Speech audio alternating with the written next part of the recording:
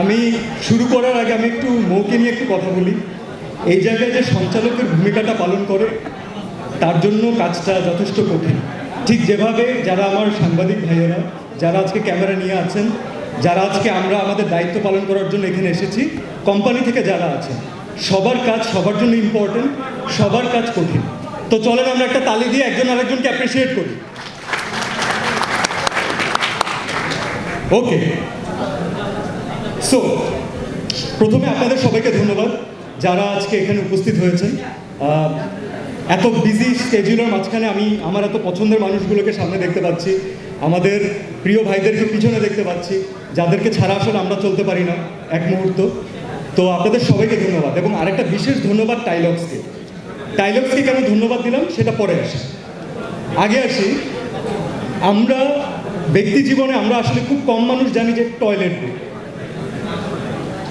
একটা troll element মাঝে মাঝে মনে হয় যে টয়লেট ডে নিয়ে কথা বলার কি আছে। টয়লেট ডে নিয়ে কথা বলার কিছু নেই আপনার কাছে, আমার কাছে, অথবা আমাদের বন্ধু বান্ধবদের কাছে। তার কারণ হচ্ছে আমাদের একটা প্রপার হাইজিনিক টয়লেটের অ্যাক্সেস আছে।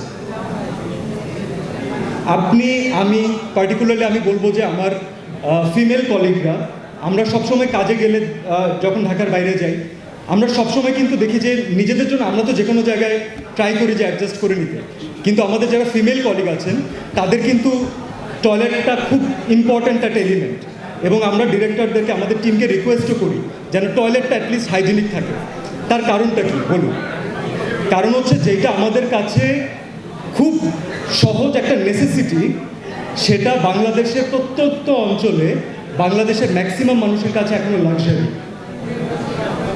আমাদের এখনও সবার সেই ফাইন্যান্সিয়াল সিচুয়েশন দাঁড়ায়নি যে আমরা একটা সুন্দর টয়লেট, একটা হাইজিনিক টয়লেট এনশিওর করতে পারবো, যার মাধ্যমে রোগ জীবাণু ছড়াচ্ছে, খুব স্বাভাবিক বিষয়। এখন আমি এখানে বাচ্চার বাবা, সাকিব ভাইয়া বাচ্চার বাবা, এখানে ওপি আপু বাচ্চার মা, এখানে এমন অনেক প্যারেন্টসরা আছে, রাইট? তো আমরা নিজেরাও দেখি যখন আমরা আমাদের জন্য কোনো কিছু একটা কিনতে যাই অথবা কোনো একটা কিছু নিতে যাই, তার থেকে বাচ্চার জন্য যখন কিছু করি সেটা নিয়ে আমরা অনেক বেশি কনসার্ন থাকি। তো যেটা আপনার স্বাস্থ্য ঝুঁকি দিবে, যেটাতে আপনি নিজে সেফ না, একবার চিন্তা করে দেখুন বাংলাদেশের মানুষের জন্য প্রত্যন্ত অঞ্চলে বাচ্চাদের সিচুয়েশনটা কি, স্বাস্থ্য ঝুঁকিটা আসলে কোন জায়গায় চলে যাচ্ছে। চলুন আমরা এখন এটাকে কানেক্ট করি। কিভাবে কানেক্ট করব? আমাদের সিচুয়েশন ফাইন্যান্সিয়ালি আনসলভেন্ট ছিল, এটা মেনে নিতে হবে প্রত্যন্ত অঞ্চলে। তার উপরে নতুন অ্যাড হয়েছে বন্যা পরিস্থিতি, এবং আমি শিওর যে আপনারা সবাই জানেন যে এই বন্যায় অনেকে কিন্তু তার অনেক ঘরবাড়ি হারিয়েছেন, অনেকে তাদের প্রপার যে ওয়াশরুমের জন্য যে যতটুকু তাদের বরাদ্দ ছিল, তাদের জায়গা ছিল, সেটাও অনেকে হারিয়েছে। তো এখন সলিউশন কি? সলিউশন হচ্ছে আমাদের সবার একসাথে কাজ করা। This is it. কীভাবে আমরা করতে পারি? প্রথম একটা ধন্যবাদ দিয়েছিলাম টাইলক্সকে, মনে আছে? এখন আসছে সেই প্রশ্নে।